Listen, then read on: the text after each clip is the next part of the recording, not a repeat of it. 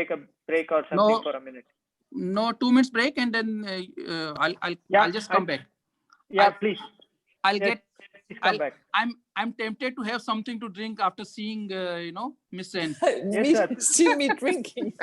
Yeah, please do. Please do. So just give me 2 minutes. I'll come back. Right, sir. Thank you. Bala? Yeah. Bala? Maybe I switch off too, because my battery, and I want to I switch off for one minute and then I come back. Is that good? You can do that. It's fine. I think it's better.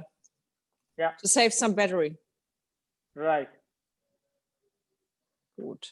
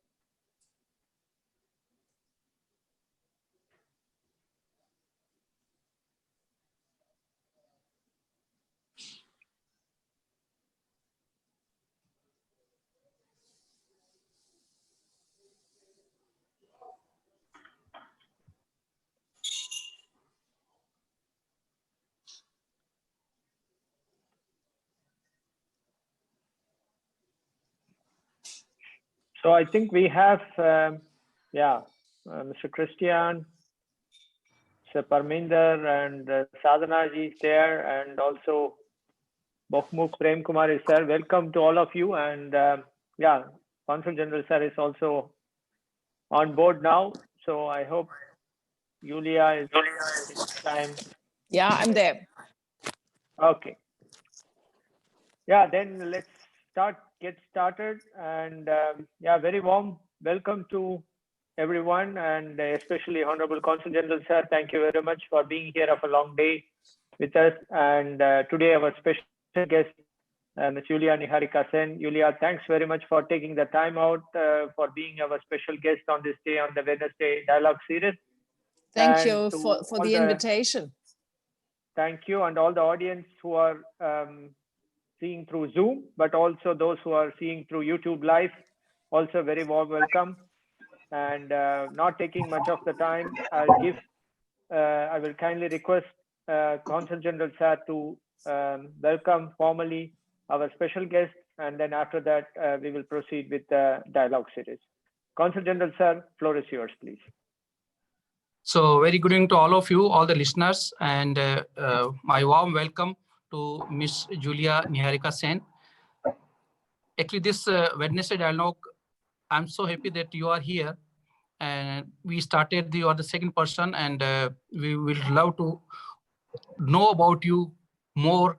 And Bala will be there to just ask you so many questions. Today it is the other way around. Normally you keep asking people, and but it is Bala, you are on the other seat. And your association with the Indian consulate has been very long, of course, coming from in an Indian origin. And I know your father, Mr. Tapan Sen, very well. And you also moderated the India Week Hamburg. So we know you very well, and you are well known personality. I'm so happy and proud that we have you here on this Wednesday dialogue. And without wasting more time, I would like to ask Bala, please go ahead and start the event. Thank you. Thank you very much, sir. Thanks a lot. And as always, I say, having an idea is one, but making sure it is realized. So thanks always for your support and encouragement. And certainly this is a milestone for the Consulate General of India's initiatives. So Julia, thank you very much. And today, as you know, the structure of the interview, as I briefly, and also for the audience, so we will not have a monotonous interview like that. It will be a very much as a dialogue. So we will have 3 to 4 blocks, so that each and every block after that we have some time, let's say 5-10 minutes for interaction with the audiences. So to make it also very participatory, I think that is also very important. So some of the things I could not follow it, or I don't have time in that. It's always important that others can jump into that and also make it be lively. Before I think, yes, Julia, please go ahead. Yeah, I just wanted to say thank you, Bala, and thank you everyone who's here now on Zoom with us. I know it's a marvelous evening in Northern Germany, maybe the last summer evening. We already talked about it before we went online. And yeah, I'm grateful for everyone who's here. And as you said, Mr. Consul General, normally I'm not used to be asked questions, but I'm the one who's asking the questions. I think it's a much more difficult position to be asked. So, but I'm looking forward to it. Go ahead, please, Bala. Thank you. Thank you very much. So to start with, I think I'm not actually a friend of reading a bio profile or a curriculum vitae of someone. It's more to also have it quite lively from the guest itself, because then you have some information which is something you don't have it in just in a piece of paper. So Julia, we are all so interested. We know that you are born here in Germany, and you have been all your life has been here. And of course, in between we will come back to that of your India part. But it will be very nice for us to know how was your early childhood, and what was your memory, because having a parent from Indian origin and Germany, and what are those things, how it was like, and what is your, can you tell also a little bit about your parents if you can, and also your childhood, how it was, so that, to have some initial startup so that we get to know about you on that personal front, and then we can move ahead, please. Yes. Thank you. Yes, I was born in Kiel, a northern German town at the Ostsee, at the Baltic Sea. And I was born there because my mother, who's a teacher, she studied there. And my father came with her. They met in Hamburg Altona. My father sings a lot of Tagore songs. He always did. For me, he's the best singer I can think of. And they met when he was singing in Hamburg, and I think my mother still till today his voice touches her, and also the souls of our whole family. And when I was a child, India for me was the voice of my father when he sang those songs. And he came to India in 1960. Yeah, I can't make a mistake now. It's 64 or 65. It was before I was born, that I can tell. I was born in 67. And when he came here, he was one of the first immigrants. There came a lot of people from Italy and Greece, just I think 1 or 2 years before. But then the first people from India came, most of them to study here. And I know my father's from Kolkata, and he came here by ship. I mean, today people come by plane, but it must have been a long journey. And I know in my childhood, cooking was very important, what we ate. because my mother tried to learn to cook Indian food, and I remember that my father also started cooking. I know in India, when I was in India, and later, much later, I was in India the first time when I was 20 years, not as a child. But I know that Indian food is very important, and normally the women are in the kitchen. But in Germany, my father started cooking, and till today, he's my favorite cook, and he wrote Luftpostbriefe, which were letters by how do you say, airmail, to his mother. These little blue letters with this blue and Right. reddish. Actually, it's called inland covers, and it's airmail. Actually, it is called. But actually, I want to interrupt at that point, because we were told the best thing that can happen is that when Julia is actually upset or stressed, or but when father's cooking is on the table, then she's absolutely then into it, and then after that she's such a friendly person. So how much is that for you? Who tells you that? Yeah. How much is that your father's, because I think you have also said sometime that your father is the best cook you ever have had, and then it's something very special for you. What was that feeling, and how it was actually? Have you been in the kitchen with him? Yeah, I've been in the kitchen with him. But the problem is, he always says, well, one day we go together into the kitchen and I'll show you how to cook Indian food. And but the problem is, if he's in the kitchen, he is so perfect in chopping everything, and he's just doing it all by himself. So I think interfering is not a good idea. So till today, I have not learned to properly cook Indian food, because he still does it too well. So you could not match it to him at this point of time, maybe, but maybe a little later. I'll work on it. Right. Julia, coming back to that, how actually India was introduced to you? Because you were born here, as you said, in Kiel. Of course, father is Indian origin, and but in early days, how it was for you? How India was actually into you, and what are the things that has been told, and how it was for you? It was when I was, today it's pretty normal that you have. We then soon moved back to Hamburg, where my mother was born, or in the surroundings, and when I was small, I was the only kid in kindergarten or in elementary school.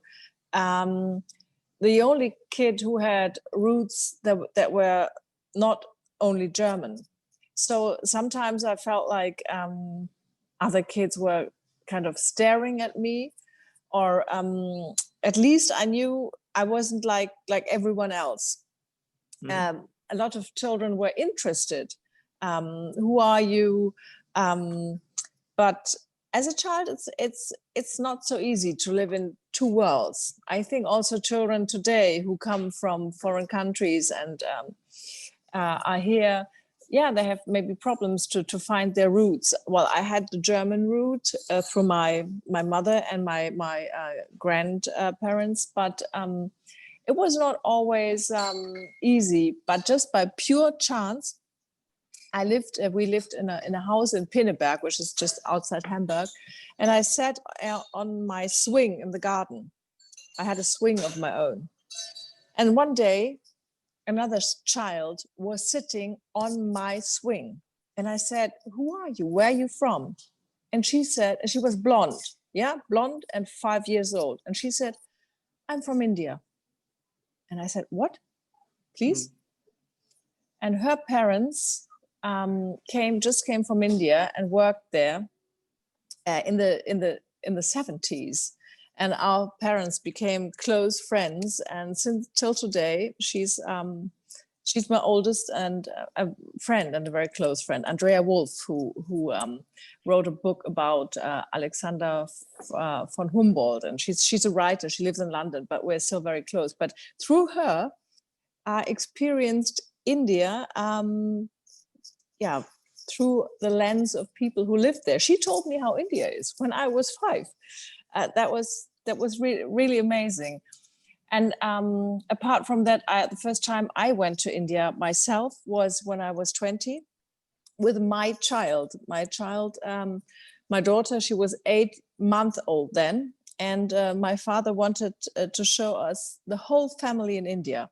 Like, I think we saw like 50 different people or even more.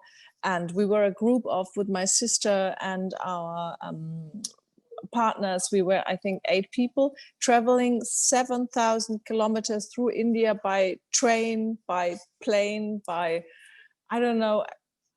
It was amazing. But it was, as you can imagine, it was a lot of new impressions to cope with. That's right. So before we land in India, did you have a big Indian community where you were growing with? I mean, not for today, but at that point of time in Hamburg, for example, or back, how was it, the Indian community, and how you could relate? How the community at that point of time, and how is now, not only just in terms of numbers, but how closely knit and Yeah, well, my father, you know him, he's a very social person. And already on the ship, when he came here, he traveled, I think, for 6 weeks from Mumbai, where he entered the ship, until to Genoa, where he got off board in Italy. I think he met a lot of people.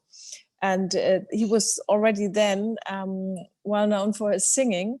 And when I was a child, every time he sang somewhere, I met Indian people, and we already celebrated Diwali and pujas and other festivities with a little, I don't know if it was big or little, but it was an Indian community here in the diaspora.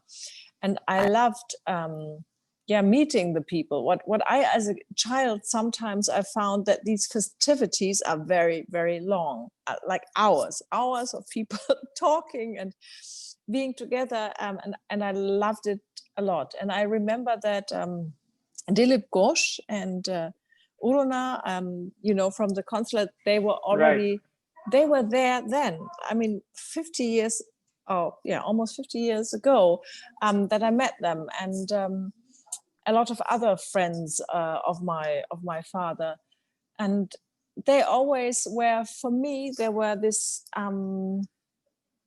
this link to another world. Like, Urona has helped me a lot of times with my sari. If I'm moderating Diwali festivities now in Hamburg, I didn't even know how to put the sari right. So I was quite dependent on the people here who have Indian roots and friends of the family. They were India for me. Of course, great. I was intrigued to ask you, at the early part of your life, when India was introduced to you and you started and knowing, you were asking a lot of questions to your father and mother. What is it? How it looks like? You wanted to go to India. Why you are not taking me to India? Or how intrigued were you that how you are waiting on the wings, let's say, to go to India and see where your father is coming from? Can you repeat the question in German? I don't know if I got you right. Nein, ich habe gefragt, ob das du so interessiert war, dass du dann irgendwie ungeduldig, dass irgendwann musst du nach Indien, wo dein Vater, wo dein Vater war und wo er ist geboren, welche Städte und so weiter. Warst du so ungeduldig? Yes, I was very keen on knowing it, because we couldn't. I mean, in the 70s, flying and traveling was quite expensive. So it was not like today, where everyone could just go and fly. My mother was a student when I was a kid, so, and later on she was a teacher. But as children, it was out of. Well, my father went every 4 years to India to see his mother and his family. But we came there when I was 20, and I'm a young mother. And but I said, I want to go now. I know I have a little baby, and most people would say, oh my God, I'm not traveling with a baby to India. But I just thought, we have to do it. And she should also get her roots there very, very early. But when we arrived then in Kolkata on the airport, we went outside the airport, and for the first time in my life, I was confronted. Let's not say poverty, but different lifestyles. And I came out of the airport. I had my big whitish baby on my arm, and there was a young girl standing just in front of me, begging, having a baby almost naked on her arm. And I kind of felt so ashamed for my white baby, because I thought, well, how can I travel here having everything and imagining that you have so little? But after a week, I understood that my Western view on the situation was not right, because my father showed me to see the differences. Because as Westerners, when we come to India, we have the feeling there's a lot of the social. We don't have a proper. We can't really differentiate sometimes between the different social backgrounds, and this girl probably was quite happy, and for me it was a big lesson to learn how to get oriented, because I wasn't there as a child. Also with my family, with my grandma, the house. Having a maid, I thought, why do we have a maid? Why is someone cooking for us? So simple questions, and I couldn't speak with my grandma because I only spoke English, and my grandma spoke Bengali. So we first just touched and smiled, and my father was translating. Because he wasn't allowed to speak Bengali with me when I was a kid. He started. But at that time, bilingual education was not common. And a professor in Kiel told him that he should stop speaking Bengali to me, otherwise I would not learn to speak one language properly. So he stopped. And today he says I think, that was the biggest mistake. On this point, do you think it is different? Because I know now today, I'm pretty sure your own daughter probably maybe learns 3-4 languages now. Or I like know. that. You yourself, we all know that our Indian diaspora, Absolutely. many of the kids, they speak, for example, Bengali or Gujarati, and then Hindi, and then German, and then French, whatnot, Absolutely, you're absolutely, and that's why my father today says, "Oh my God, that was the biggest mistake that we stopped it." And because now you have really trilingual, so many children, and even in India at that time, children were learning English and their mother tongue and Hindi, and I don't know, but it was in Germany, since people didn't have much experience with it. Unfortunately, my Bengali is quite. There's a lot to improve, let's say. But maybe you can tell for us maybe a sentence or maybe a two you can sing, because you are so gifted having such a wonderful father. Yeah, maybe 2 lines. Bala, you're quite shocking me now. Sing, oh my God. Alo ama alo yogo alo ridoi hora. And now I stop. So what does it mean for a layman like me who do not know Bengali? You have to explain. Please ask my father. Okay, that's a charming answer. Good. So coming back to the music, because music is something, it's always fascinating. It's something, it's something just absorbs people and just gets relieved of many things. And people, even we have medical therapy just of music and many, many things. So I know that your father, being a fantastic singer, is a really soulful singer. So even today, at that point of time, even if you don't understand the words of the music, but still you are absorbed into the music, and especially I know that you were a Tagore fan, great Rabindranath Tagore fan. How was it like, and what is that is so much fascinating for you from this great legend? Well, he was, as I learned much later, he was the first Asian person to win the Nobel Award for literature. I think it was 1913, 14. I don't have the year now precisely. For me, to me, he means so much. For me, he is the voice of India, of my India, of my father's India. Because when I came to India for the very first time, as I just told you, I was kind of, I had to get used to everything. But the moment I heard out of, I think it was on a train station, out of the speakers there came music. And I knew the song. I had heard the song so often, and I was like, oh, this feels like home to me.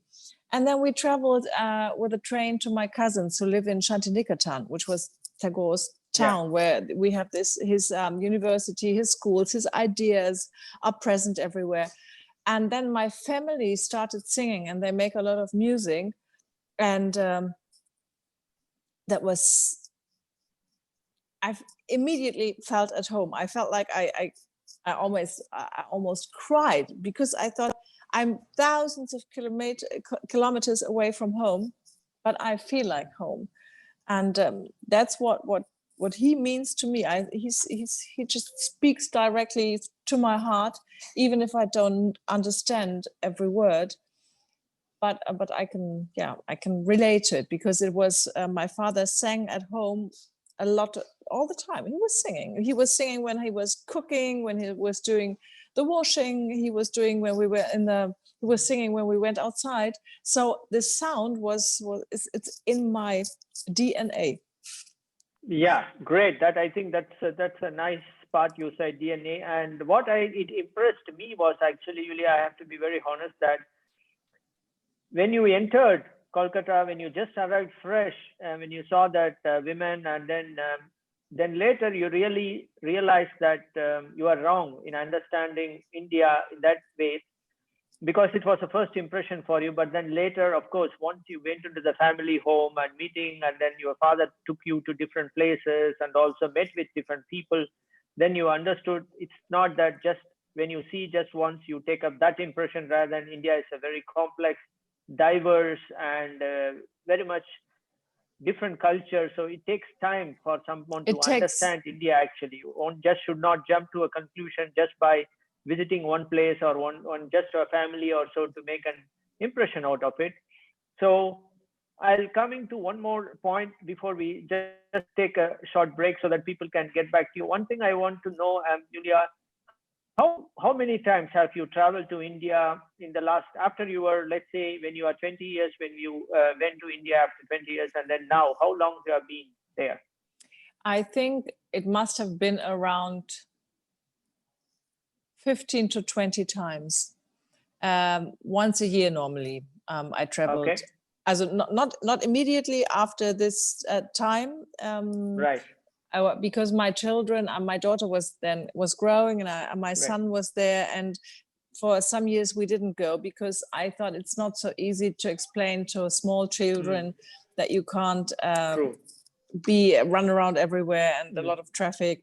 But later on, then I went every year, and I also worked there as a journalist on some topics. And with a friend of mine, it's really pure accident that my early friend, I told you, Andrea, she was born in India and came to Germany. And another friend of mine later on in secondary school, she was my closest friend, and she I didn't have contact with her for 10 years. And then I found out that she married an Indian, Sudhir Kakar. Some people may know him. And she was then my new second, I don't know, in German you say Anker. I don't know what is it in English. My second Anker in India. And she's in Goa now. And she did a lot of social work and projects. And we still have a school that we support. But through her, I'm in constant contact also with India and through my family. So I think about 20 times probably, or even more. I actually I haven't counted. Great. No, of course, it's not about just numbers. Just to want to know how thing was in the continuity basically. So Yeah. thanks a lot, Julia, for that. I think it's the first part basically to for us to understand how it was for you from the early childhood and how you grew. So beloved audience, so maybe you can switch off your face on your faces. So some of you might want to interact with Julia on some of the points which probably I have not touched upon. So because as I said, we don't want to go through monotonously, and we both are speaking. We could have done it also in the otherwise. So I think it will be nice if some points could be you think probably we can touch upon. So please go ahead.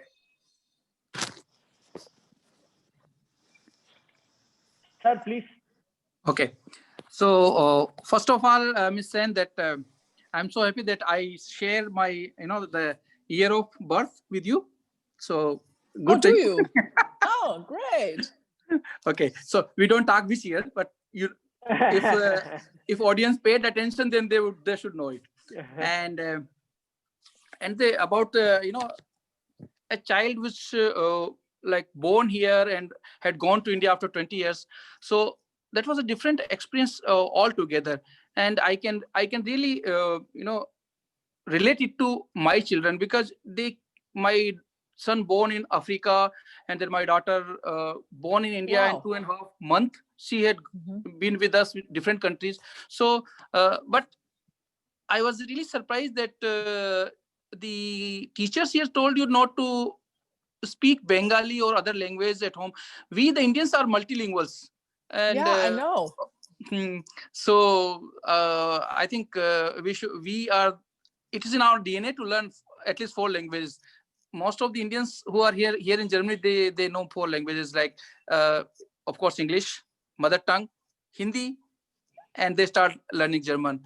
And the same with our children. And like me, I started Rajasthani, Hindi, English, then Arabic, and then Sinhala, and then French, and Wow. and a little bit of German. German. So we made a khichdi sort of, but it's a really good to hear the perspective, and what you think about India when you go on the first impression. And then I like that after reaching home and seeing and talking to your grandparents, and then you know that no, the first impression of what you saw at the airport was wrong. Exactly, that is the message I really like, that a foreigner, when they go to India, they should not get carried away by the first impression. They should know India better through the books, through reality, not to jump on conclusion. So I really like that message, and I really thank you for that you really share the realities, because you are in media, and we know that it's people, that was the time people say snake and ladder, and the cows on the road, and that's what the Western media depicts. Though it's changed now, a lot of things are changing, and people really saw the modern development, etc. So thank you for that. This language, I think we should respect and learn other languages also. And the thing about languages, that was it was not my teacher, but it was a professor who spoke to my father at that time, and it was 67, in the year 67. And I think people in Germany, the academics, really had no experience with it. They should have asked the Indians, who had much more experience at that time, even with several languages. But unfortunately, they didn't decide. They were the Germans. That is what I like.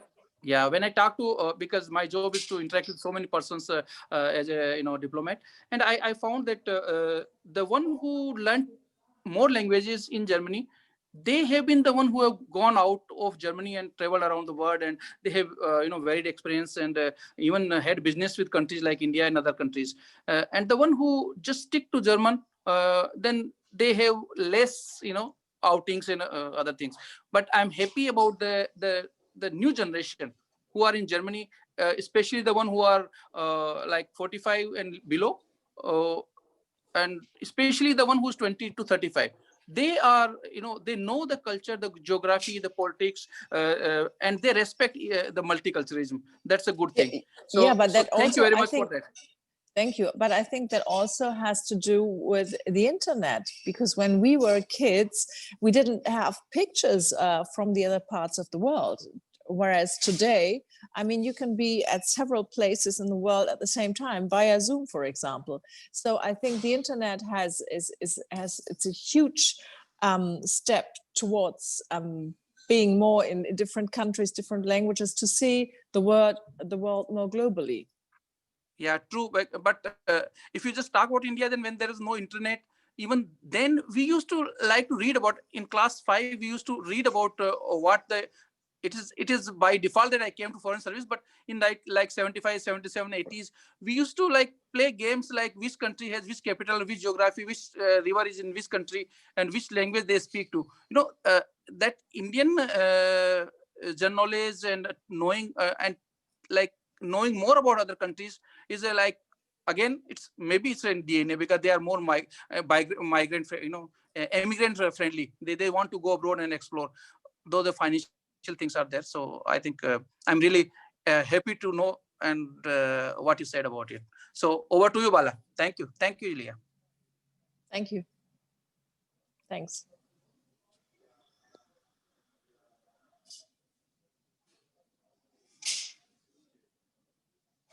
Bala? Yes, I think I am. Yes, I'm audible. So I was requesting Sadhana and Bob, would you like to maybe point one or other things with Julia? Would you like to take up something? Yeah. Hi, Julia. This is Sadhana.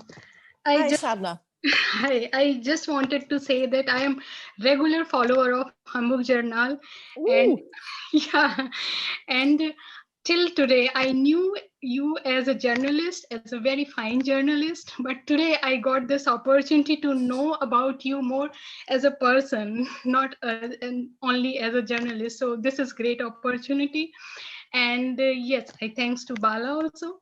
And yeah, I am very curious to know more about you, and till now it was very interesting whatever you told about yourself. And I also have Bengali friends, and this Rabindra Sangeet, it's very beautiful, and I also very big fan of Rabindra Sangeet. And whenever they play, I don't understand either, I mean completely, but yes, how it sounds, how melodious it is. So it's really very, very soothing and very calm music. So yeah, that's thanks letting me. Thank you, Sadhana. Can you tell me 2 sentences about yourself, where you are from, and you live in Hamburg and watch our Hamburg Journal? Yeah, so I watch Hamburg Journal. So yeah, I am basically from India, I mean from UP, northern part of India. I did my PhD from IIT Bombay and in Mumbai, and then I came here with my husband Rajneesh Tiwari. You might know him, I don't know. Yeah, so then here I am working as researcher, senior research fellow at TU Hamburg. At TU Hamburg, what kind of research do you do? So I work in the area of bio-nanotechnology, related bio-nanotechnology with, I mean, how you club this frugal innovation in bio-nanotechnology. So more on nano and biotechnology area. Okay. And yeah, so in my PhD, I will tell very little about, in brief, about my PhD. So in PhD, I developed a paper-based platform for cardiac diagnosis. So this is the area like diagnostic and cardio for like heart. Like cardio heart. Diagnosis. Okay. Yeah, wow. Cardiac arrest and these kind of cool. diseases. Yeah, so that's quite interesting. Thanks a lot, Sadhana, and I'm pretty sure Julia is so in cloud 9, so she has an adherent fan of Hamburg Journal. Thank you. And I have to say, I admire what you do, Sadhana, because I'm not very good in Naturwissenschaften. How do you say in English? Yeah. So my favorite subjects were languages and music, but if it came to math or chemistry or physics, yeah, I admire people who could do it just very easily, like you. Thanks. Thank you. Thanks a lot. So, Bahumuk, would you like to speak something? Yes, actually, Please go hello. ahead. Yes, I am Bahumuk Prem Kumar, and it's very good to know you in person. And now I'm feeling very much motivated to read your journals in Hamburg Journal and others. And yes, I would like to know, you have achieved a good position in your career. So I would like to know which was the toughest part in your career and how did you tackle and overcome it? Oh my Lord, that is a difficult question because as you know, maybe now I'm working in front of the camera, but Okay. for more than 10 years, I was working behind the camera. And I Mhm. have to say, that is also a very, very tough job. And I admire all our reporters who are out in town every day. And I also moderate the Weltbilder, which is a program on foreign affairs. I admire our correspondents everywhere in the world because to go out to find the right people on the streets to interview, to shoot a documentary sounds always so easy, but I had it was quite hard to do that, and that was a big challenge before I went in front of the camera to do good research, and sometimes I when my children were in bed, I went back to the office. I looked at all the stuff that we shot. I tried to make a list to go into the editing room. To writing good texts is also not easy. There were, I think, every day there was a challenge. If you ask about challenges or what is the biggest challenge, it's not so easy to say. And when I was in front of the camera, I found it quite difficult. And the first times I did live shots, yeah, I had big fear of the big black hole, as we say, that you have blank space while talking. Yeah. But yeah, time after time, you know, if this hole ever appears, you just have to improvise. And people always think that these are my Indian roots, that I like improvising. But I think it's also in Germany, you need a lot of improvisational, please translate, Okay. Bala. Improvisationstalent. Okay. Yeah. Talent of improvisation.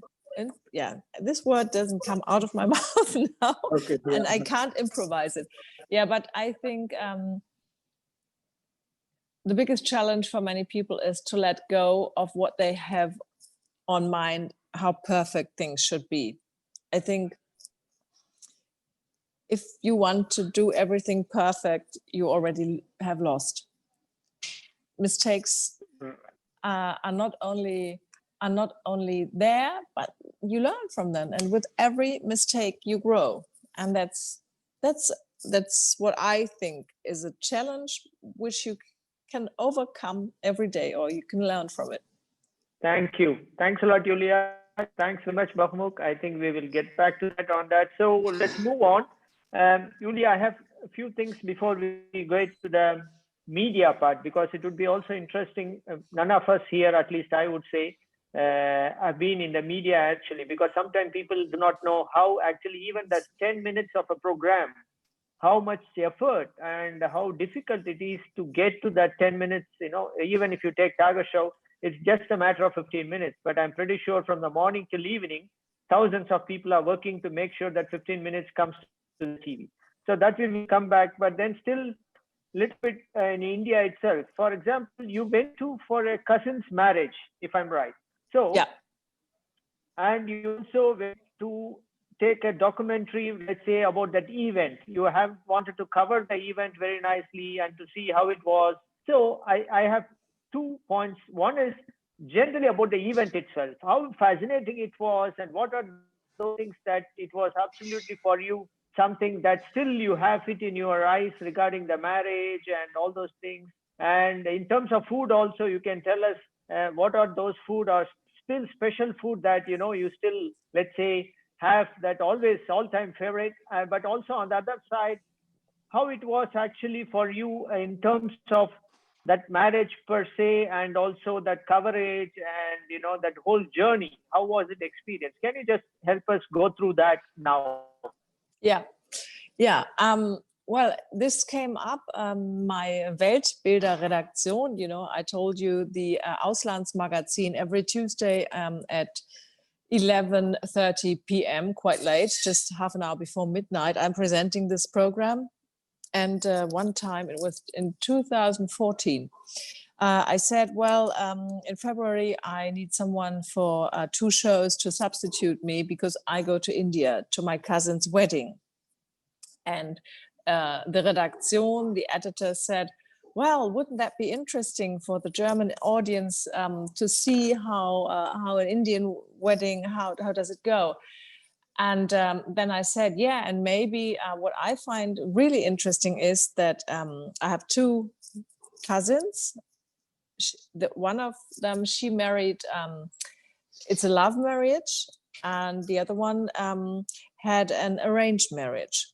And from a German point of view, arranged marriage sounds, yes, let's say unusual or very historic in like centuries ago. So they said, yeah, interesting. So why don't you ask them if you're allowed to go and film it? So my cousins are quite shy persons, or let's say humble persons. And they were not in the very first moment, they didn't say, yeah, come and we show you everything. But they, I think they wanted to make sure that everything is just, that there won't be, that I won't intervene into these really special rituals. You all know, like Indian weddings are, with the priest and the other family, the family of the groom coming into your house, and you all know these things. But then I went to India with a German cameraman and a little team. And it was the cameraman, the whole time he told me, Julia, it's now 10 minutes. You said next point is this and this. When will it take place? And I said, I suppose in the next 10 minutes, half an hour. I asked my cousin, so when will this happen? Because my cameraman is waiting with this heavy camera there. Yeah, 5 minutes. Egg minute, mostly egg minute. So egg minute was mostly 1 to 2 hours. And since it was my first Indian wedding where I was as a guest, I was also quite surprised how long the whole procedure, the whole days, how long it all takes, and everything was so super beautiful. And when it came to this thing about love and arranged marriage, also there, Mr. Consul General, I had to put a new filter on my lens through which I looked at this, because in the first time when I heard arranged marriage, I was like quite shocked. I thought, oh my God, I thought she was forced to marry someone. And to be honest, probably in a lot of cases, maybe women are forced. I wouldn't say that is never the case, but you know that the concept of an arranged marriage in India is just pretty normal, not like here. And then I said, yeah, so how do you choose? Who chooses? Yeah, my mother, she looked on the internet. I said, she looked on the internet? Not even someone you knew? No, we have, oh God, what, Samadhi, what's the name of this? Samadhi.com? Shadi.com. Yeah, it's an internet portal. And as I learned from, I asked a lot of people and I said, is it about caste? No, no, no. There's always caste, no bar. It's there, it's written there. And I said, well, maybe it's about caste. And then, as you know, in Indian last names, you can see the caste. Like I'm a Sen, and at least people know at least what kind of social background you had in maybe 50 years ago.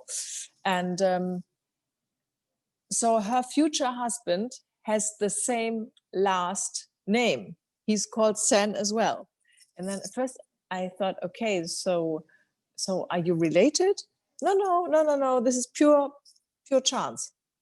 And so her mother contacted the father of a potential groom, and they arranged everything. They were invited, and they were allowed to meet each other separately before the marriage, and they got to know each other slowly, just very slowly. And at some point they said, yeah, it clicks. We are the ones who want to be together. And I found it so, it was really impressing how they arranged in a double sense with each other and the families. And a friend of mine, she's 70. She had an arranged marriage when she was a young girl. And she told me, you know, in love marriages, it is, you meet someone, it's very hot, and then it cools down. And she told me when we met, it was quite cool. But the longer we stay together, the warmer our relationship becomes. And I like this this metaphor. Her metaphor was, I think, a frog in a pot or something, in a cold pot, and it gets warmer and warmer, and you kind of, I don't know. What I want to say is that also looking at marriages and the culture, the longer and the deeper I looked into it, it changed a lot from my Western perspective that I had before. Although I think I interviewed also some girls in a village, and well, actually, as you know, there are families where it's important how big the dowry is, or there are girls who have arranged marriages that they were not so keen on, but the whole concept was new to me, and I learned a lot through my cousins, and thanks to my cousins that they shared their experiences with me. Right. Thanks a lot, Julia. Of course, I mean it's always there when you look at a larger picture. There is always there are different kind of structural issues at different places, and I think the overview is pretty positive in terms of understanding. That is very important. Moving on to that, we heard also actually you have shown a heart to India in terms of helping some organization you have founded together with some friends, and also it was in India, but also you have also in Ladakh actually supporting some school actually.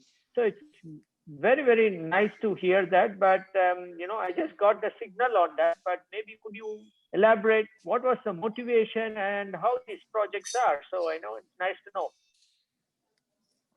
So as I mentioned before, a friend of mine who I went to high school with in Germany, she married an Indian, Sudhir Kaka.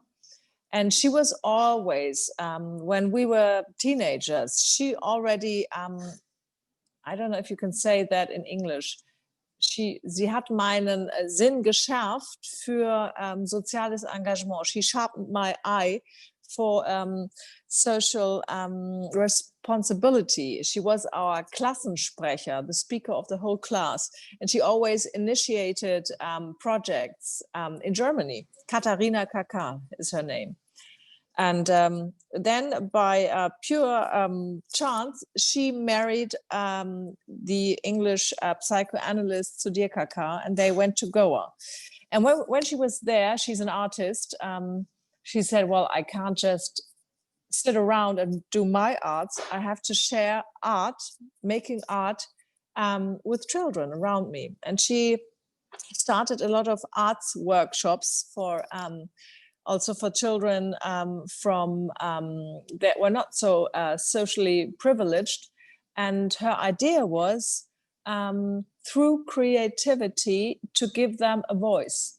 So they could express themselves through telling stories, through drawing, not just drawing what was the patterns that were already there, but to open their heart.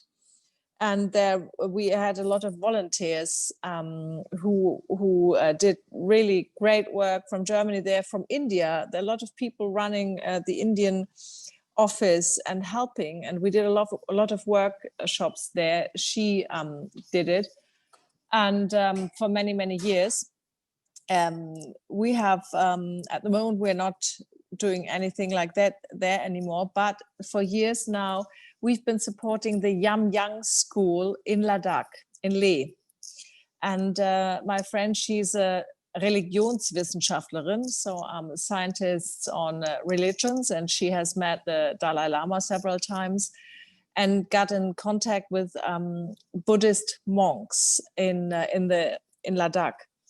And years ago, they asked her, can you help us to build a school for all the children from remote villages so that they can get an education? And that's when the Buddhist monks started it. And the Dalai Lama still is the chairman, or the head, at least ideally, but they desperately needed sponsorship for the children. So we started, we have a little Verein in Germany, so where we can help the school to get sponsorship, Patenschaft, as you say in German, for the children there. And it's so, my friend travels there almost every year to see the children, or volunteers go there and they do pictures, they follow the how do you say, the process of the children. And it is really inspiring to see what they've put up. They have put up a boarding school now where the children can stay because the paths are just too long. At the moment, it's Corona crisis, so unfortunately the children had to go back to their home villages. But as soon as the crisis is over, they'll come back and they go back to school. And it's amazing the progress the children experience there. Great. I mean, have you personally been to Leh or Ladakh? Me, no. I have been to Goa a lot of times, and I always wanted to go with Kata, how I call my friend, there. And she has invited me a couple of times. But since through my programs here, I can never go really long away because I have the Hamburg Journal every second week. So normally if I go to India, I go to Kolkata, to Shantiniketan, to Goa, and then to Leh is just the one point I until now have not ich habe es noch nicht geschafft, but maybe at some point of time I want to go. When you have your own time, maybe in another 40 years, 30 years, whatever, and then I think it's one of the I will go there definitely. Beautiful place in the world, I would say, Leh and Ladakh. And it's really fantastic. And yes, okay, yes, I have to go. It's one of the, I mean, mesmerizing. Scenery, and although the people are so warm, and it's really a beautiful place. Okay, let's. If there are people who want to donate or have a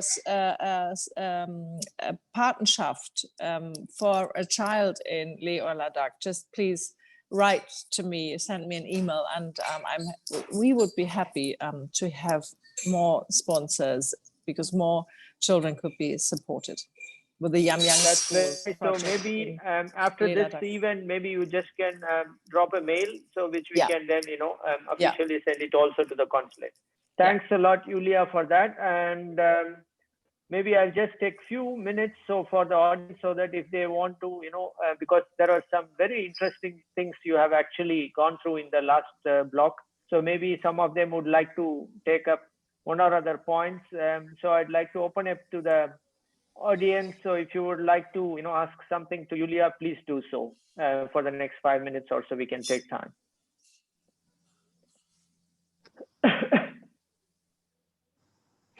So who would like to start? Sir, please go ahead. Okay. So, Ms. Sen, that you had gone to India when you were 20 and you have a young mother. You were a young mother, and again then after you matured enough, then you had gone there 15, 20 times, different places, especially Kolkata, Goa, and other places. And you also have a foundation there, the philanthropic work you are doing. So you have a quite exposure to India as far as a media person, as a person of Indian origin, having an Indian father and upbringing of both German and Indian. So as a German, not as a person of Indian origin, but as a German, what exactly fascinates you about India? Some positive things which really you feel and you get excited to go to India, or even to know more about it, something which really fascinates you about India. Oh my God, where should I start? In brief. Yeah, and if I say it now, I mean it in many different meanings. It's the warmth of the people, the warmth of the colors, the warmth of the earth. I mean, the people are what make the people are. If you travel to Spain or Italy or Sweden, it's the people that make the country. There's the landscape on the one hand, but to me, the people in India, and India is not just one country, as we know. I mean, it's nations, many nations together. And so peoples of India, one would have to say.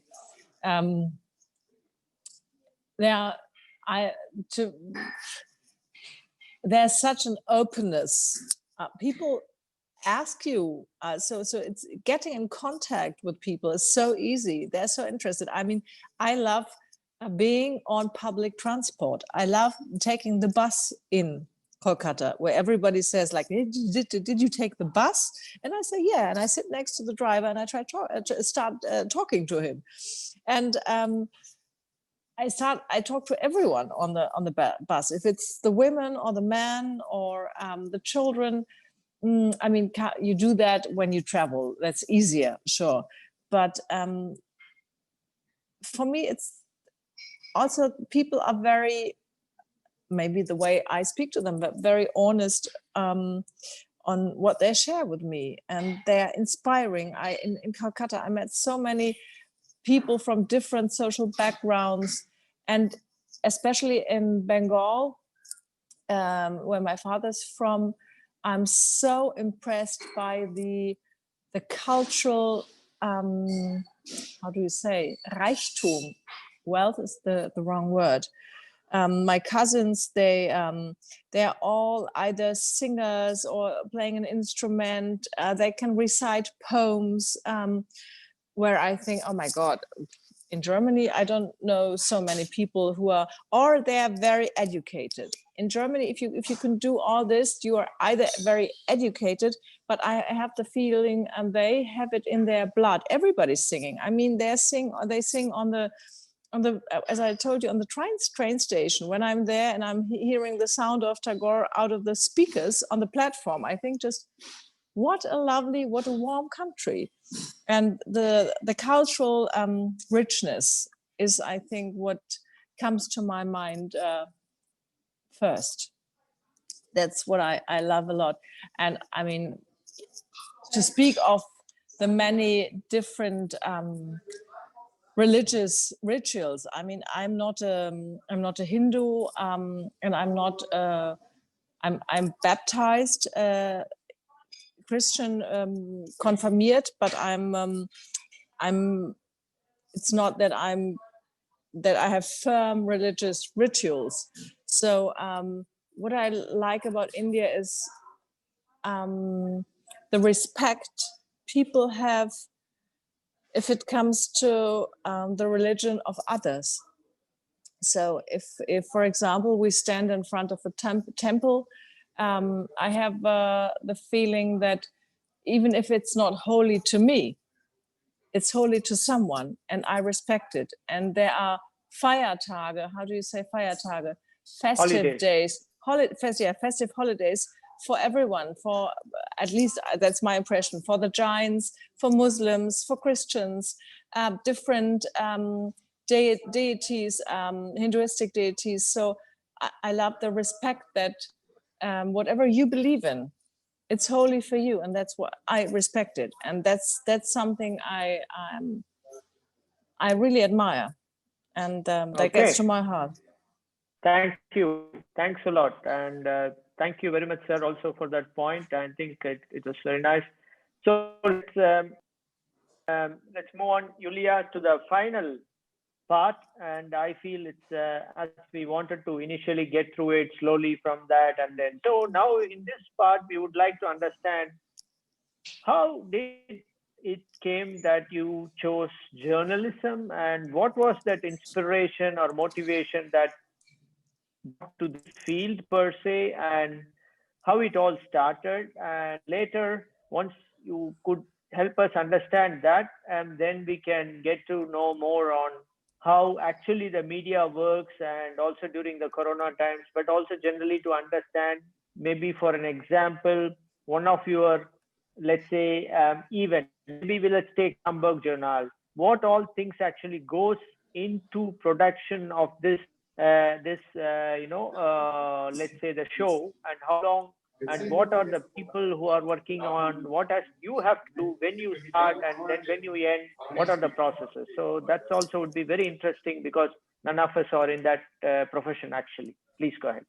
Okay, so if I start from the point of why did I choose journalism? I didn't have that on my mind when I studied. I was trained to become. I studied to become a teacher. But then in the end of my studies, I was very interested in journalism and in documentary making. And that's why I chose, after my exams, I first wanted to become an English teacher at Gymnasiale Oberstufe, which is what I was trained to. But during my studies, I already did a lot of jobs, also practica in journalistic institutions. And yeah, I chose it because it's in English, it's always a little difficult for me to express. What I find interesting and important, if I watch at the world, I wanted to share.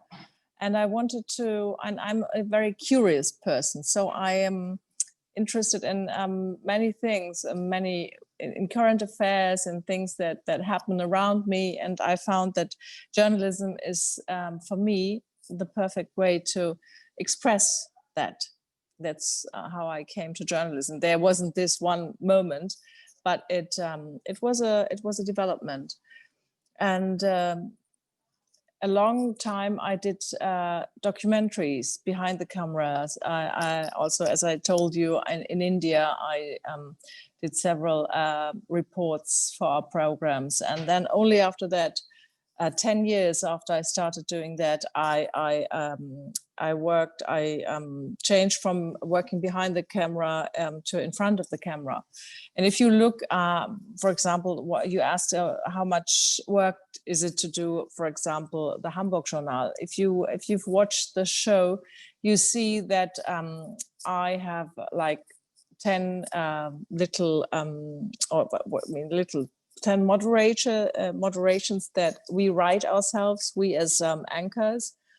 but the reporters who go and shoot the pieces, if it's political, if it's social, if it's on arts, they work very long. Sometimes the day before they shoot it, they go to the editing room, they do the research even before. So it's quite doing the reports is quite anspruchsvoll. Oh my God, the word is not coming to me at the moment. It's quite it's a lot of work. Adventurous, yeah. Yeah. And for us as moderators, we have to give the on the one hand the additional information to the pieces, but we also have to make you as audience curious. We have to tell you in our own words why you should be interested in knowing something about Elbvertiefung, for example. Why should you know that? Why should you be interesting? What does it have to do with your life, with your everyday life? So just to give you an example, then I call the reporter while he's in the editing room and asking him what is in your piece, what information he cannot transport that I can transport. Is there something surprising that people maybe don't know? Is there some investigative research that everyone might be interested to know that we can share now, but we couldn't share before? So you read the papers. We come to, we as moderators, we come to the Redaktion around noon, and we have a conference, and we get to know the topics of the day. The Redaktion, the editors, they choose the topics. It's not us. But we then start to inform ourselves on what is on the show today, which reporter is where shooting at the moment, when do they come back to the editing room. We have guests, interview guests in our studio, the mayor, senators, scientists, artists. We have almost every day we have an interview that we prepare, and if they say you have a 3-minute interview, that sounds so little, but it's much more complicated to do an interview in 3 minutes, because you have to have everything that you think should be said in this small amount of time.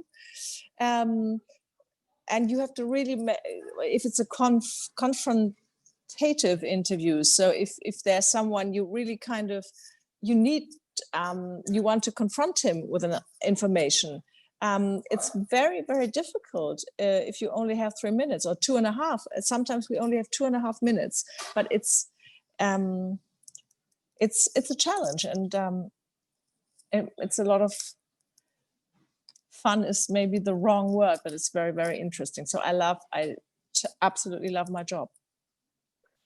I'm pretty sure it's fun in a positive way, though it's a challenging one, for sure. Otherwise, you would not be doing this for so many years now, I'm pretty sure. So I think something has to, because every day going through a stress and challenging job, I think some point of time, nobody would like to do it. So I think there is something that is really, attracting you and bringing it back again and again. So that's why even if it is so challenging, you still would like to do that. And especially in terms of Corona times, what has actually changed? What are the challenges right now compared to the normal Hamburg Journal you would be hosting, let's say, every day, but suddenly during Corona times, what are that special challenges that you had to go through? Oh my God. In the beginning of the pandemic, there were a lot of challenges. For example, but it's still, if you interview people, even in our studio, we have to keep the distance between us and the interviewee. In the Corona pandemic, normally where our reporters go to people's houses, they interview them there, or they look at what they are doing, and with all the hygiene things, it's very difficult. Our camera teams cannot travel together like they did before. Even in the Maske, where we get our makeup, there are a lot of, they have to put on masks. We have little windows between us, even in the office, between the desks. So there's a lot of hygienic rules, but it's also if we look at politische Berichterstattung, so what's going on politically, most of the topics that were important in non-pandemic times have been put into the background because it was crisis management all the time. So that was a time, when the show was quite monothematisch, you could say. It's still, I mean, there's so many things still linked to this Corona topic. But nonetheless, or even in this, especially in these times, I think that öffentlich-rechtlicher Rundfunk, public broadcasters, is very important. It's very important because people rely on us, and we can see it in the amount of viewers for Tagesschau, for Hamburg Journal, for our information programs. People send us emails and they say thank you for giving us information we can rely on. Great. So let's have a few more minutes, and then the last block of questions can come in. 2 points I would like to raise. One is, what was your very favorite feedback that you got for your Hamburg Journal when you started? Now, I mean, you are a professional, you know, you are something, but when you came for the first time, you made the show, do you remember still when the first time you entered the studio and that's your first show, how it was, and after you finished, what was the feedback? There's an anecdote I can tell you. My boss then, the one who offered me the job, was a woman, Maria von Welser. She's quite well known. She moderated herself. I think it's a program called was it Frau TV? I think so. Well, she's quite well known, Maria. And if you listen, a big hello to you. Well, she got me the job, and since I'm a person I always think things can be improved even in the very last minute. That's wie sagt man das? Es ist ein Vor- und ein Nachteil. It's something that's very good because until the end, until 30 seconds before the show, I tried to improve things, but well, in the first show I did on the Hamburg Journal, I was doing my show, and always if the reports were broadcasted, I was still rewriting my text, which I saw on the teleprompter then. I still thought, no, it's not good enough. I have to hear a word more and I have to change this. But I didn't know that my boss was in the regie, so in the room where she could see me. And after the show, she came to me, she gave me a big Blumenstrauß, and she said to me, that was really brilliant, but next time you prepare the show before the show, right? Because she saw that I was working all the time while we were broadcasting. I was still rewriting my text, and she just thought maybe that was a little too kurzfristig. That was the biggest compliment that she said. It was really good, but next time you just do it before the show. I hope you could get what I tried to say. Bala, I can't hear you. I think you are sorry. stumm. Yeah, I am muted now. Thanks a lot, Julia, for that. And before we leave the audience, we request the audience to get in the very last point. How do you see the media in Germany per se? How it was, let's say, when you started, and now in the last years? Do you see yourself development, not only in terms of technology, but in terms of the content that the people want to have, or the interests of the people? Maybe earlier it was different, or the relaxed way of people looking in that, you know, how do you see that? Well, since I work in the media, which is for 20 years now, things have changed a lot. I mean, it has to do with social media. You can see news now everywhere. You can get news on Instagram, on Facebook, on YouTube. The internet makes it possible, which on the one hand is really super good because it's much more spontaneously. You can get a Facebook Live from some part of the world where there's a crisis. You can be there immediately. You don't have to say, we still send correspondents who do research and who check the facts, which is utterly important. But at the same time, you can get we influence the social media views. No, how can I say it properly? Social media influences us, and we as öffentlich-rechtliches Fernsehen, we try to transport our output also on different channels now. So that is quite a challenge, I think, because it's about being first. A lot of times it's about, you have to be very, very schnell. You have to be there. Just if it's the news the pace has improved so much, but still you have to take your time and check the facts. And I think that's a big challenge, and that's how a lot of media reporting challenges have grown. But still, I think it's a good development, because it also shows us we have to be more flexible, and handies have become important pieces of work now. I mean, it's not only if there's something happening and you say, please order a camera team, they have to go there, but maybe there's someone with a mobile phone. So, and we have the first pictures there after 10 seconds while something has happened. So I think, yeah, that's what has changed during the last 20 years in a very, very fast pace. Thank you. Thanks a lot, Julia. The very, very last, because I mean, you are bringing me into new things, to ask. Actually, the last thing is, in Germany, to my understanding, there is still not enough journalists in the media, which we can see in the public media, let it be Tagesschau or it's Hamburg Journal or something like that.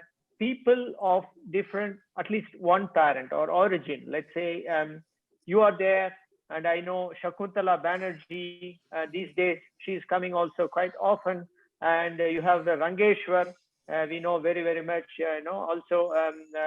So those people who was doing Quark, which is a very, Ranga Yogeshwar, yes, and in NDR there was Navina Sundaram. Maybe some of you still know her. Still, it's not only about India, but just generally still not much. Is it there something to do with that part, or what is that? Still you see there is something more to be done, or people don't really see this as an opportunity. Still they see that sciences or they study, not venturing into the journalism, thinking that they also have an opportunity. Well, to be honest, I have the impression that things have changed a lot. For example, in my in ARD Aktuell, where I also worked for Tagesschau 24, there's Tarek Yusbashi, there's Mikhail Pavelets, there's Pina Atalay, there's Linda Zervakis, there's Ingo Zamperoni. I have the impression that that a lot of binationals are on the public stage now. And in Hamburg Journal, we have a lot of reporters with different cultural backgrounds and roots. You're right, most of them maybe do not have foreign roots, but I would say more and more it's just becoming normal. We don't speak about it anymore, but it's they become part of the journalistic world more and more. I have the impression that things are changing fast there. But if you Great. say you don't, it's very nice to see. I mean, as you said, it's become a normal. So I think that's a very, very good trend. I mean, if you don't really speak or think about it, then it's like normal. So I think that's what everyone want to go, you know. So yeah. Julia, thank you very much. We are 8 p.m. and it has been a great pleasure and an honor to have had the opportunity to interact with you and get to know more. And not only me, there are many as well. But still, I think though it is 8, I would say the last minutes we will take for our beloved audience. So they would like to probably ask some of the points, because this is going to be to the last part of the interview. I have the Consul General Sir already raised his hand, so he's going to ask the first one. Sir, please go ahead. Thank you, Mr. Sen. Actually, the last session really prompted talking about the professional journalism and all those. I tell you the secret that in 1987, I was the print media journalist. Had I not been a diplomat, I would have been the journalist today. And I used to write for Dharmyug, the Saptaik Hindustan in India. Not many, but few poems, stories, and little short stories were published there at that time. And I earnestly wished to be a journalist that time, but fate brought me to become a diplomat. So I have to forget about the journalism. So I have to forget about the journalism. But since a media person is before me, and my diplomatic wishes, like that part is coming out. And as a diplomat here in western part of Germany, western part of the world, and especially the northern Germany, we always try to put the best part of India. Though being a diplomat, we always accept our shortcomings also, and our job is to always to bring the two nations together. But media plays a very great role in this, and media are our great friends. We try to cater to them, we make friends with them.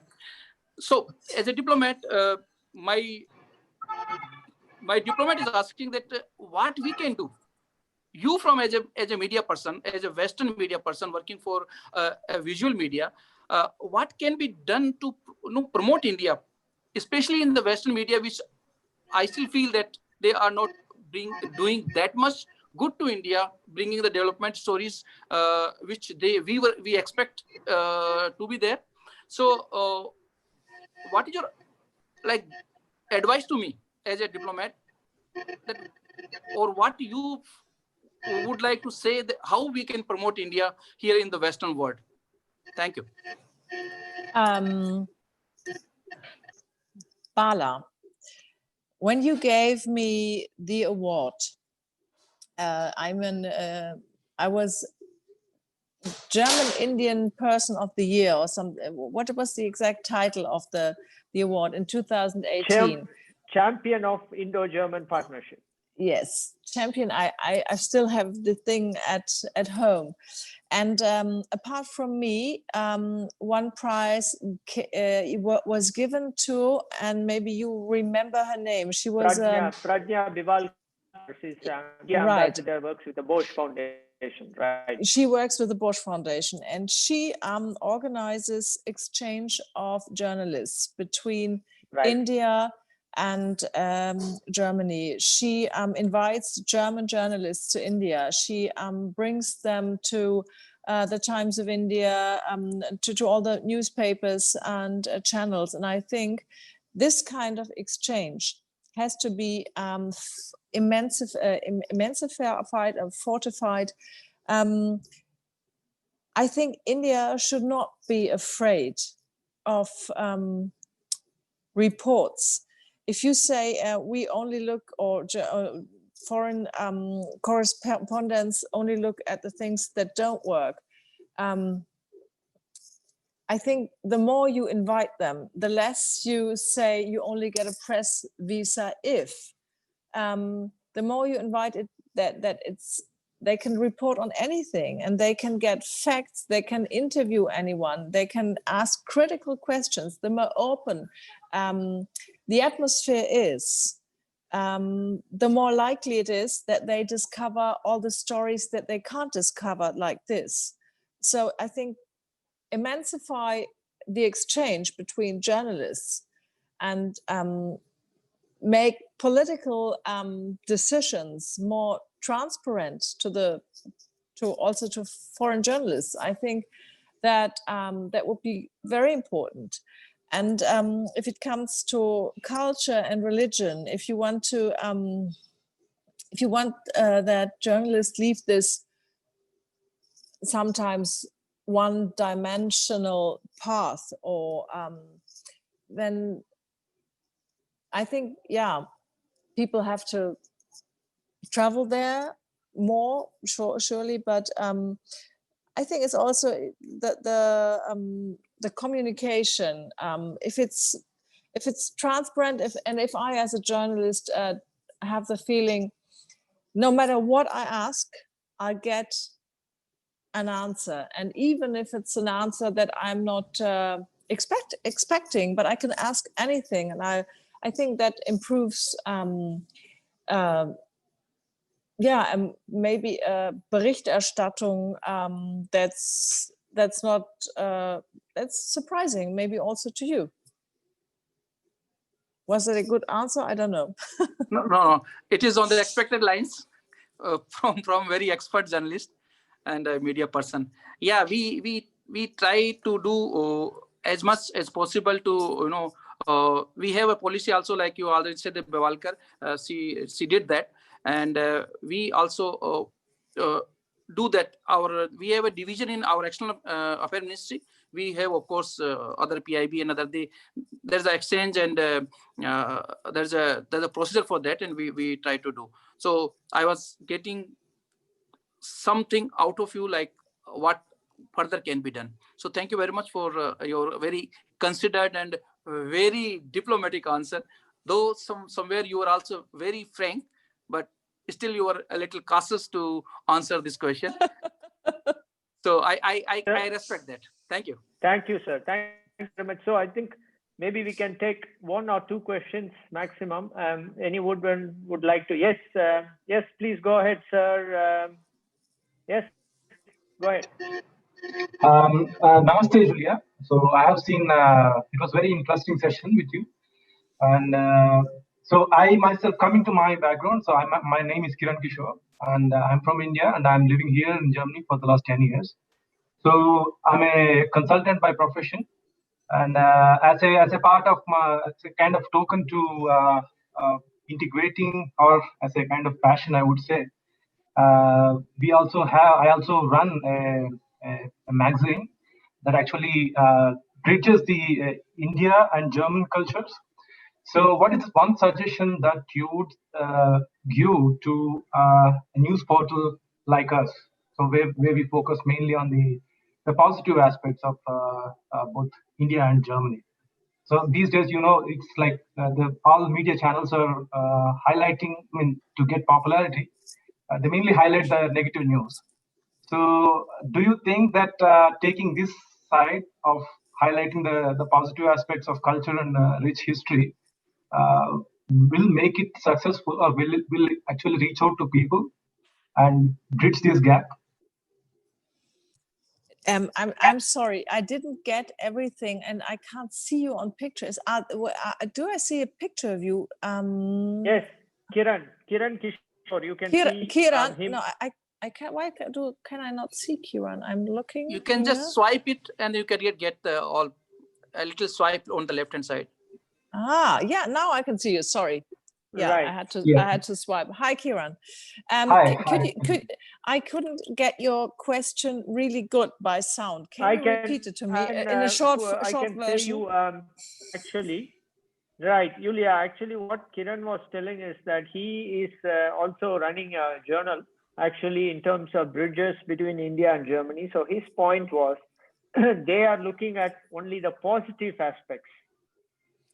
They want to royally project only the positive aspects. And he's saying in the current times, a lot of negative aspects are being focused. So he says, is it the right approach to only project the positive aspects, and is it the right way to do it that? I think there's no general answer to that.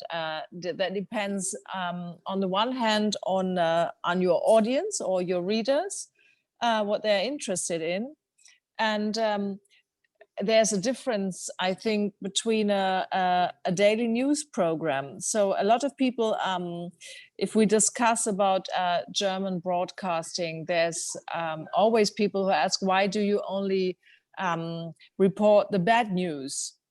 But if you look at big news programs, but it's not about the bad news, it's about what people have to know.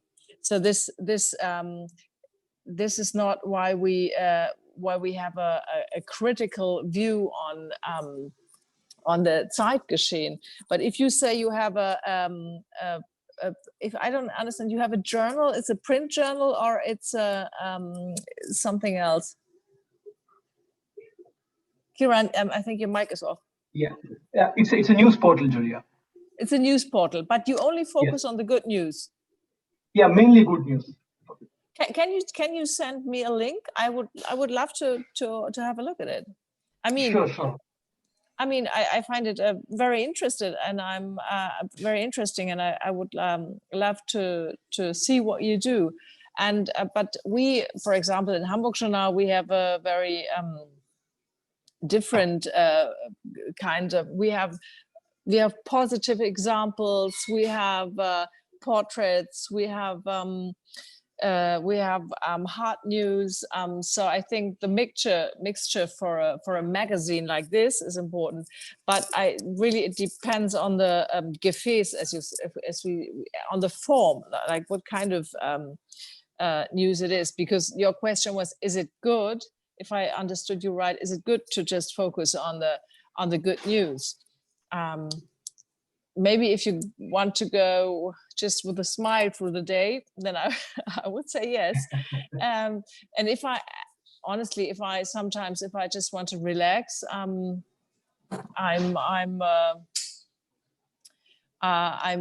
looking at good news, good stories, interesting stories, stories that encourage people, and so I think I can't give a general answer to that. I would have to look at the news. Thank you. Thanks a lot, Julia. Thanks, Kiran. And I think I would take very last question. I think the gentleman, I only see it as Mridangam 3579. So please go ahead. Yes, sir. This is Mr. Lang. I'm on the national board of the Indo-German Association. Can you hear me? Yes. Yes, please go ahead. And I'm the national board of the Indo-German Association. I'm a musician. I studied Indian music in Chennai. I have my bachelor and MA in classical Indian music. And I refer a little bit to the cultural aspects of TV and radio. Have you ever had the chance to cover a Indian cultural program in Germany or in Hamburg or Lübeck or Kiel? Do you mean cover, like report on it? Report, whatever. See, I have my problem is all the radio stations. When Cologne, Frankfurt, Hamburg, 10, 15 years ago, they had all funds to record concerts and somehow pay a fee to the artist. Today, the only station left is Baden-Baden, who does maybe once a year. I can make a radio recording there. The rest is all closed down. Hamburg doesn't do anymore, and the TV also is not. I've Mr. Balasubramaniam. He might know Dr. L. Subramaniam. Mr. Ramani, you're probably from South India, from right. From of course, I think more than South, everybody in India knows him, or also abroad. Yes. So he can tell you who Dr. Subramaniam is. I performed with him for the Yehudim Menuhin Festival in Gstaad, in Brussels, in Berlin, at the concert house there. He's one of the world best, not only for Indian music but for classical music. He writes. Nobody takes it up here for the radio, for the TV or the radio stations. So there is a lack of interest. When I talk to radios or TV, the only two Indians we know is Mahatma Gandhi and maybe the movie actor. So the rest is not there for any German TV station or radio station anymore. Yeah, to be honest, I have no answer. I have no answer to your question, because I do not have I don't do any decisions on what is shown or what is not shown. But I know that for example, for Hamburg Journal, I can just speak. We sometimes do, as you could say, special interest programs. We report on musicians from all over the world if they're here. But if the Redaktion sits together and they have to decide, they often have to have in mind what is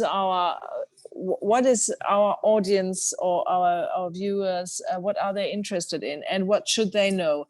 And we try to cover so many different aspects of the life here, the cultural life, so many nations who live in Hamburg.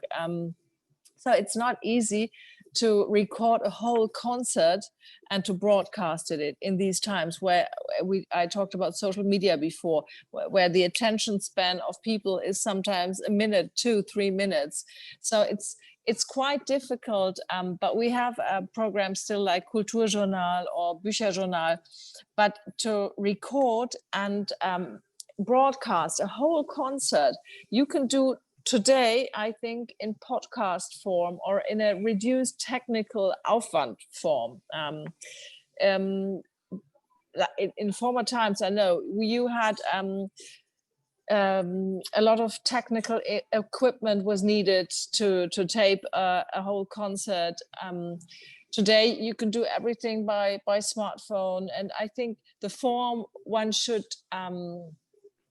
use now is the podcast. The podcast has become a very important instrument for people who are interested in special kinds of music or artists. And I'm listening to podcasts all the time on politics, on music, everything. And I think this is the tool of the future, which does not cost a lot, but where you can reach the people who are interested.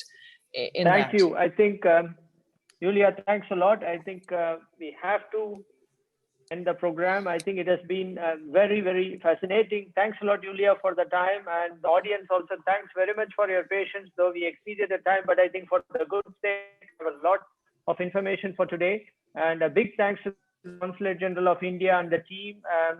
Mr. Parminder also, thanks very much for that. Consul General Sir and Raja from India for taking up the web. And wish you all a good evening, and thanks, and see you in the next episode of Wednesday Dialogue Series. Thank you. Bye. Thank you very much. Namaste. Thank you.